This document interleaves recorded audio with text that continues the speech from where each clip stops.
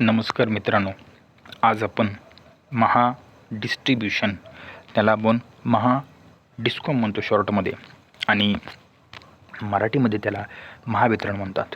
महावितरण म्हणजे महाराष्ट्र राज्य विद्युत वितरण कंपनी मर्यादित असा त्याचा फुल फॉर्म आहे. हा आहे महावितरणचा लोगो. हे आहे चिन्ह, घर दाखवलेलं आहे. तर घर दाखवले याचा अर्थ काय आहे? साधा सोपा अर्थ आहे. लक्षात ठेवण्यासाठी मी तुम्हाला सांगतोय. तर आपलं जे वीज बोर्ड असतं, MSEBीचं बोर्ड असतं आपल्या गावातनं, त्या बोर्डातनं जी लाईट आपल्या घरापर्यंत येते डांबावरून, त्याला ते जे काम केले जातं ते महावितरण या डिपार्टमेंटतर्फे केलं जातं. त्याला आपण या ठिकाणी महाडिस्कॉम म्हणतो किंवा महाडिस्ट्रीब्युशन म्हणतो. Maharashtra state distribution corporation limited असं त्याला इंग्लिशमध्ये म्हणतात. त्याच्याबद्दल आपण हायलाइटेड एकदम छोटी माहिती पाहणार आहोत. 2 ते 3 मिनिटाचा व्हिडिओ आहे.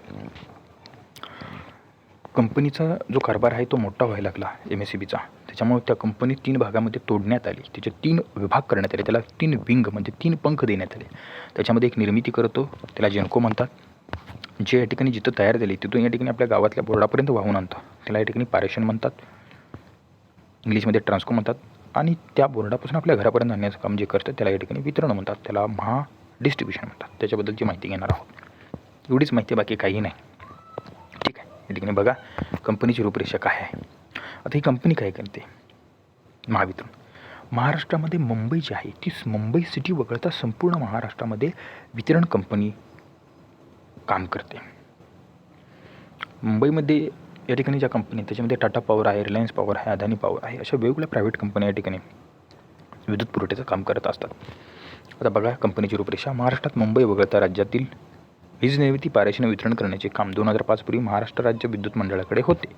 2003 मध्ये काय झालं? विद्युत अधिनियम अस्तित्वात आल्यानंतर राज्य विद्युत मंडळाची पुनर्रचना करण्यात आली. म्हणजेच रिकन्स्ट्रक्शन करण्यात आलं, रिस्ट्रक्चर करण्यात आलं. पुनर्रचना कधी करण्यात आली? राज्य विद्युत मंडळाची दिनांक 6 जून 2005 साली करण्यात आली.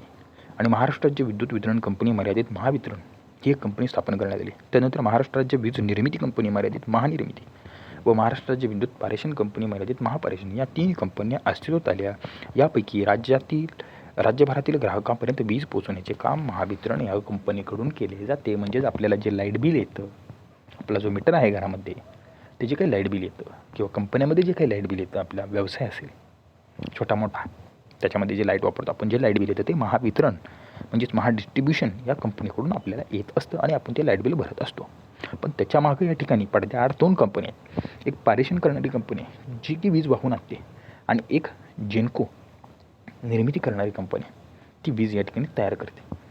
तुम्ही या ठिकाणी लाईट बिलच्या मागं बघितलं असेल तर त्याच्यावर लिहिलेलं असतं विद्युत भार वाहून नेण्यासाठी ₹1 प्रति 1 युनिट असं या ठिकाणी लिहिलेलं असतं. काही 0.2%, म्हणजे ती वाहून आणायचा सुद्धा त्यात रेट धरलेला असतो.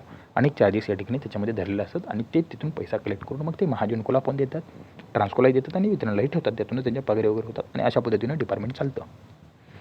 कोळशाच्या जास्त खणी विदर्भात असल्यामुळे विदर्भात मोठ्या प्रमाणात वीज निर्मिती केली जाते. NTPC ही जी कंपनी आहे ती केंद्र सरकारच्या ताब्यात असणारी, ती देखील विद्युत निर्मिती करणारी या ठिकाणी कंपनी आहे. ठीक आहे.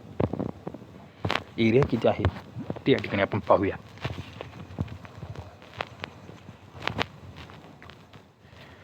अ 3.08 लाख स्क्वेअर किलोमीटर इतका एरिया या ठिकाणी कव्हर केला जातो. महाराष्ट्रातला 41,928 गावाखेड्यापर्यंत वीज पोहोचवली जाते आणि 457 टाउनपर्यंत. ग्राहकाचं मिश्रण या ठिकाणी दिलेलं आहे. वीज वाहिन्या सर्किट किलोमीटरमध्ये दिलेल्या आहेत. तुम्ही या ठिकाणी ही सगळी माहिती महावितरणच्या अधिकृत वेबसाईटवर जाऊन डिटेलमध्ये पाहू शकता. ठीक आहे. त्याच्यामध्ये बघा निवासी म्हणजे रेसिडेन्शियल, घरी किती लोक वापरतात बघा, हे निळं आहे. ही सगळी घरीच वापरतात जास्त करून. त्यानंतर व्यावसायिकसाठी इतके लोक वापरतात, कृषीसाठी इतके लोक वापरतात आणि इतर कारणासाठी इतके लोक वापरतात. आता या ठिकाणी या ज्या वीज वाहिन्या आहेत त्यांच्या किती आहेत हे या ठिकाणी याची माहिती चार्टच्या माध्यमातून दिलेली आहे. लघुदाब वाहिन्या ज्या आहेत ह्या लाल कलरमध्ये एवढ्या आहेत बघा. किती स्क्वेअर किलोमीटर आहेत बघा, किती स्क्वेअर किलोमीटर आहे, रनिंग मीटर आहे, सर्किट किलोमीटर ते किती आहेत बघा. 1.10,000 6,67,273 रनिंग मीटर इतके या ठिकाणी त्यांच्या वाहिन्या पसरलेल्या आहेत. मग त्यात 11 kVच्या आहेत. त्यानंतर 22 kV असतं आणि 33 kV असतं. ठीक आहे. 11 kV म्हणजे आपल्या घरापर्यंत येते ते, 22 kV म्हणजे त्यापेक्षा थोडी जास्त ताकदीची, आणि 33 kV मोठं असतं, मोठ्या डांबोरानं जाते लोखंडाच्या. एकूण ग्राहक किती आहेत या ठिकाणी दिलेले आहेत? 2,73,00,000 असे या ठिकाणी दिलेले आहेत 31,725. या ठिकाणी तुम्हाला एक हायलायटेड माहिती आहे, तुम्हाला कळलं पाहिजे. त्यानंतर ही कशी काम करते, 33 किंवा 11 केवीची उपकेंद्र स्विचिंग स्टेशन किती आहेत, HV फटर्स किती आहेत, वितरण रोहित रे संख्या किती आहे, परावर्तित क्षमता किती आहे, याची सगळी माहिती तुम्हाला डिटेल त्या वेबसाईटवर मिळेल. फक्त महावितरण कंपनी काय आहे, महापारेषण काय आणि महाजन काय हे तुम्हाला माहीत होण्यासाठी या ठिकाणी हा व्हिडिओ बनवलेला आहे. व्हिडिओ अतिशय छोटा आहे. तुम्ही महानिर्मिती आणि महाट्रान्सकोप हे दोन्ही व्हिडिओ बघा, म्हणजे तुम्हाला संपूर्ण MSEB बोर्डाची या ठिकाणी रचना कळेल. आणि या सगळ्याचा जो सेक्रेटरी असतो, सचिव असतो, तो IAS दर्जाचा या ठिकाणी माणूस असतो. UPSC परीक्षा पास झाली का तुम्ही इतक्या मोठ्या पदावर जाऊ शकता. तुम्हाला डोकं असतंच असं ग्राह्य दिलं जातं, कारण UPSC परीक्षा पास होता, कारण सचिव लोक असतात, मेन मुख्य सचिव वगैरे ते सगळे IAS असतात. ठीक आहे. ते डायरेक्ट मंत्र्याला म्हणजेच वीज मंत्री जो असतो कॅबिनेट, त्याला ठिकाणी सगळी ब्रीफिंग करत असतात. आणि सातत्याने वीज मंत्री जे आहेत ते विदर्भातलेच असं जास्त करून. तर ही एक ठिकाणी एक माहिती लक्षात घ्या. महावितरणची देखील जाहिरात निघत असते, त्याच्यामध्ये असिस्टंट इंजिनियर आहे, ज्युनियर इंजिनियर आहे, अशा जागा निघत असतात. सिव्हिल असेल, मेकॅनिकल असेल, इलेक्ट्रिकल, त्या तुम्ही भरू शकता. IBPS मार्फत परीक्षा घेतली जाते. त्याआधी तुम्ही संपूर्ण डिपार्टमेंटची माहिती घ्या. 1960 साली MSEB डिपार्टमेंट आलं आणि 2005 साली विद्युत अधिनियम जो आला 2003चा, तदनुसार 3 कंपन्या या ठिकाणी विकसित करण्यात आल्या.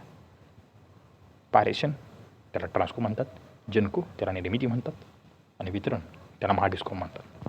ठीक आहे. व्हिडिओ आवडला तर व्हिडिओला लाईक करा, सबस्क्राईब करा, शेअर करा. धन्यवाद.